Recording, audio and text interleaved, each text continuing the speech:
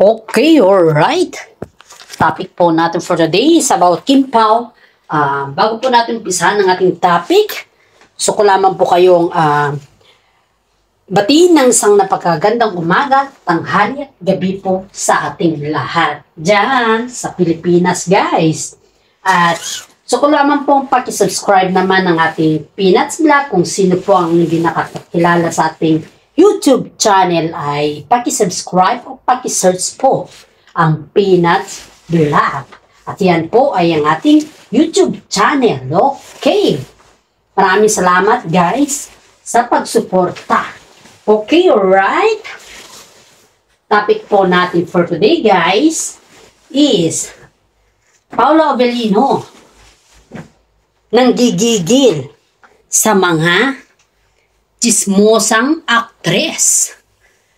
Pangalawa naman po ay Gerald Anderson. Ano kaya ang plano niya kay Kim Chiu this coming December? Aamin na ba siya sa kanyang kasalanan? Or mag-explain na ba siya para malinawagan or malinaw sa lahat kung ano yung dahilan at wag na siyang mag-emote-emote? Or ano kaya? Line items natin for today, actress na di umanong humahabol kay Paula Avellino ay kilala na pala ni Kim Chiu.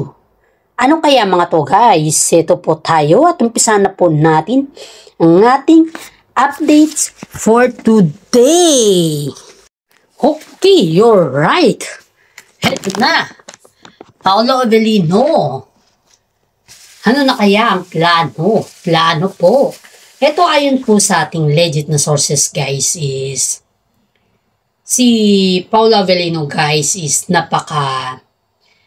napakabait niya sa lahat ng larangan ng SOCMED at hindi lamang po sa lahat ng larangan ng SOCMED, kundi sa lahat po. Alam naman po natin guys na isa si Paula Avellino na nagbibigay ng saya at hindi lamang po saya kundi nagbibigay din po siya ng katinoan sa lahat ng bagay.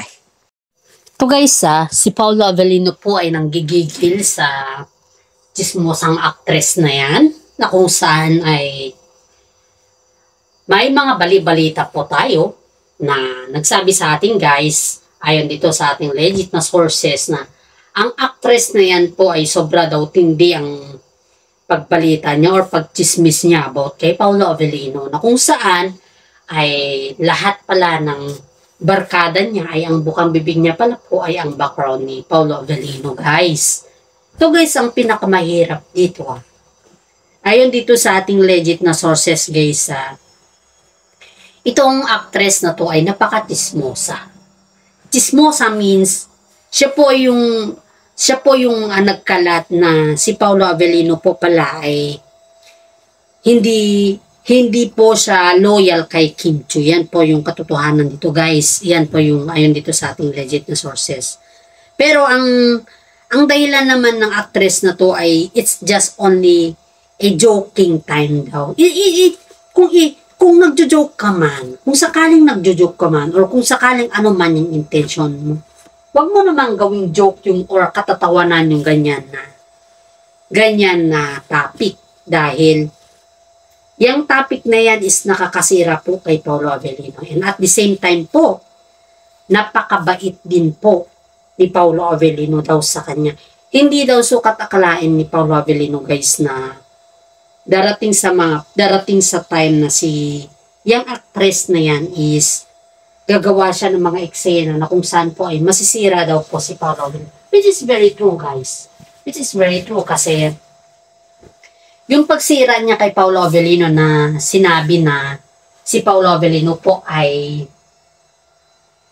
isa siya sa mga actor na kung saan is kabilang siya sa mga cheaters. Yun yung ayon dito sa ating legit na sources. It's been a long time when Paula Avellino have his own relationship before. Pero ito guys yung relasyon ni Paula Avellino is nagtatagal po yan. Hindi po siya kagaya ng mga relasyon ng mga ibang tao dyan na kung saan is 1 year lang and that's enough for them. And then break up ang sunod. Samantala po si Paolo Avellino guys is nagtatagal po siya. She keep his relationship healthy. Yun po yung kagandahan dito kay Paolo Avellino.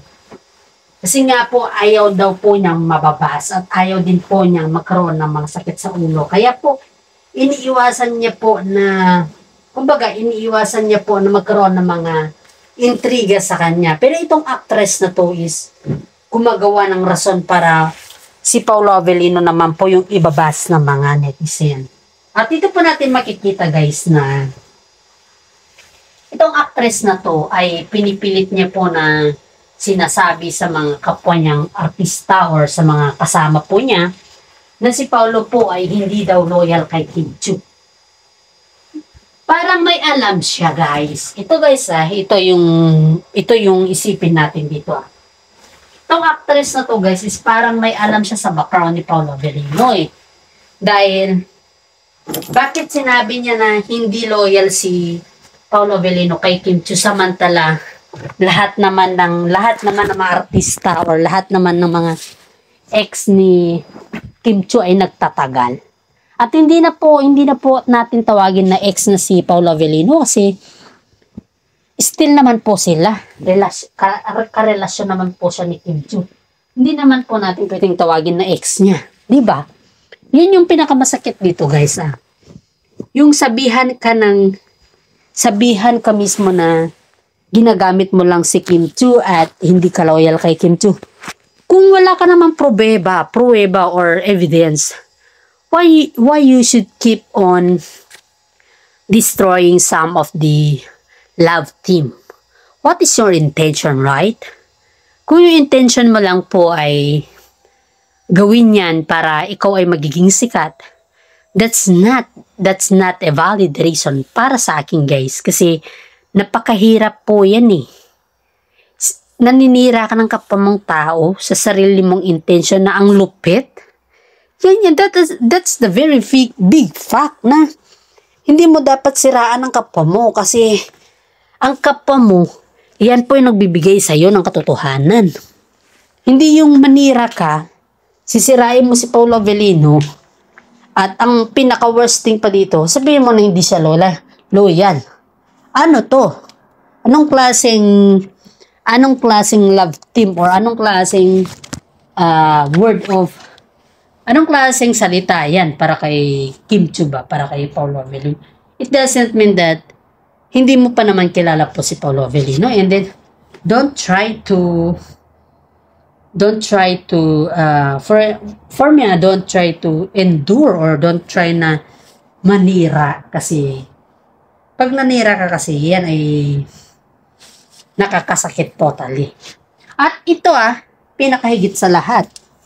Ito pa yung sabi nitong natin. Legit sources natin guys Itong babae na to ay parang inanyayahan daw niya ata si Paolo Avellino. Inanyayahan daw niya si Paolo Avellino na lumabas para mag-chill-chill lang guys. Pero ito naman si Paolo Avellino guys is siguro sabihin na lang natin na may mga time din na na pumunta o sumama din si Paolo Avellino. It's been okay kasi lalaki si Paolo Avellino. Hindi naman siya yung mga kagaya ng mga iba dyan na sobrang KLJ. Pero si Paolo Avellino po is mahihain siya. Pero pagdating naman sa ganyan gimmick ba, go naman siya. Ngayon, kasama niya ata tong si actress na to na kung saan ay chismosa. May napansin yung actress kay Paolo Avellino. Normal na sa isang bar sila At that time naman guys, walang girlfriend si Paolo Avellino daw. Yan yung sabi ng ating legit na sources. Kasi yan daw po yung explanation ni Paolo Avellino Ngayon, hindi pa sila ni Kim Chiu that time guys Kumbaga is ongoing pa yung relasyon nila Kim Chiu sa si Yan Lim. Ngayon, ito nangyari dito. Siyempre nakikipag-chill lang. Normal lang naman sa bar yan kasi trip-trip lang ba. wala naman seryosohan. Aba, ilang taon nang nakalipas yan na issue na ginawa ni Paolo Avellino. At ngayon lang niya sinabi, ngayon kagabi lang niya na parang napagtanto guys na cheaters daw si Paolo Avellino. Dahil nakasama daw niya sa isang bar na ganun daw si Paolo na umakting. Wow! Hindi naman kasalanan ni Paolo guys kung ganun siya sa bar kasi wala pa naman siyang girlfriend that time. Diba? At saka normal lang naman pag single ka, chill-chill ka lang. Eh, hindi na yan normal kung ikaw ay hindi na yan normal guys kung ikaw ay may partner. Yun yung katotohanan dito. Kapag may partner ka, yan ay hindi na normal. Pero pag yung wala kang partner, ay iyan ay normal lang. Sa isang dalagat binata at saka single, di ba? Kaya ito guys is parang sa tingin ng mga ibang tao dito is naninira na po siya dahil ang daming pwede niyang sabihin dito ito lang talaga yung kanyang sasabihin na yung panira ba. Talagang may intention po siya guys kung tutusin po natin. Kaso nga lang guys ito yung bigyan ko po kayo ng mga idea dito guys. Ito yung pinaka mahirap kako kasi mahirap dahil matagal lang issue na yan tapos ngayon lang niya sasabihin sa publiko. Eh siyempre, pag ngayon mo lang sasabihin sa publiko, may intention ka talaga. For what naman nasabihin mo yung ganyan na terms, di ba? Yan yung nasa isip ng mga kapwa po natin na supporters ng Kim Pao dahil dehado po dito si Paolo Avellino guys kung tutusin natin. Hindi po ikakatuwa ng mga solid Kim Pao yung ganyan na ginagawa ng actress na yan. Kaya nga po, yung topic natin dito is nanggigigil si Paolo Avellino sa pakialamerang actress. Dahil po dyan guys, kahit naman po siguro sino. At yan po ay sana maintindihan ng mga iba na yung issue na yun na pinapalabas ni actress ay matagal na po yun at hindi po yan bago At saka wala pa po sila ni Kim Chiu that time. Hindi pa po sila love team. Yan yung kwan natin dito guys. Yung palagi po natin iisipin na hindi pa po sila love team that time. Okay, alright. Sunod po tayo sa mga another topic na kung saan po ay ano po yung plano ni Gerald Anderson kay Kim Chiu ngayon. Kasi ayon dito sa ating legit na sources guys, si Gerald Anderson po ay hindi masyadong aktibo sa showbiz as of now dahil sobrang busy po siya sa kanyang business. At ayon din po dito na parang may sense of, parang ito lang yung ayon dito sa ating legit na sources. Parang may yung dating issue nila ni Kim Chiu ay parang itutuldokan na daw ata ito ni Gerald Anderson. At ang gusto niya is makuusap si Kim Chiu ng personal dahil para may tuldok na daw yung issue sa kanila guys. Kasi tuwing may mga interview si Gerald Anderson guys ay ang binabanggit kasi sa kanya is yung issue nila ni Kim Chiu at hindi naman maganda yan na paulit-ulit na lang yung history nila kay Kim Chiu. Alam naman natin po guys na si Gerald Anderson at saka si Julia ay magkarelasyon. Siyempre sa mata po ng tao na makikitid ang utak guys is hindi po nila yan masabi or hindi po nila yan maintindihan. Dahil nga, ang gusto pa rin nila ay si Gerald Anderson at saka si Kim Chiu guys, yung tambalan ng Kibsin. Pero ngayon guys is gusto daw tuldukan ni Gerald Anderson yung mga issues, which is that is very true. Kasi para sa akin guys, mas maganda na tuldukan na mismo ni Gerald Anderson yung issue na yan. Dahil ang issue na yan kasi is masyado nang mahaba. At pilit pa kasi na sinisiksik nila si Gerald Anderson kay Kim Chiu. At ito guys ayon din dito sa ating legit na sources na parang may tampo daw si Julia, si girlfriend ni Gerald Anderson kay Kim Chiu dahil Bakit tuwing may mga interview na ambus daw sa kanila ni Gerald Anderson ay ang talagang tinatanong po ay hindi yung relasyon nila ni Gerald Anderson eh. Kundi ang tinatanong po dito is yung ambos interview is yung ending nila Kim Chiu at saka si Gerald Anderson. Yan daw yung palagi nilang tinatanong dito, guys. Kaya itong si Julia is may tampo ata kay Kim Chiu hanggang ngayon. At yan daw po yung gustong ayusin ni Gerald Anderson, guys, kasi pati daw yung relasyon nila ni Julia ay apektado na daw, guys. Ayun yan po sa ating legit na sources. Apektado daw kasi instead na yung relasyon daw nila ni Julia yung pag-usapan sana sa publiko dahil matagal na sila or yung kasal nila, iba daw yung chinichika ng mga taga-showbiz kundi yung may ending na ba yung relasyon daw nila ni Kim Chiu. Siyempre, nakaka-insulto yun sa part ni Julian Barreto dahil siya na po yung present na girlfriend ni Gerald Anderson as of now.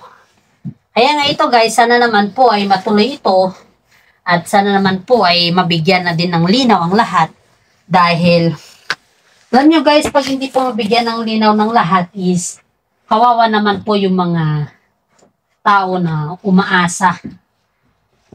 We can say umaasa, guys, dahil syempre sila po yung mga tao na akala mo ay may patutunguhan ng lahat. Mahirap kayo umasa, guys. Ang hirap umasa. Alam mo yan, ang hirap umasa sa taong hindi naman, wala naman talagang binatbat kundi paasahin lang, di ba?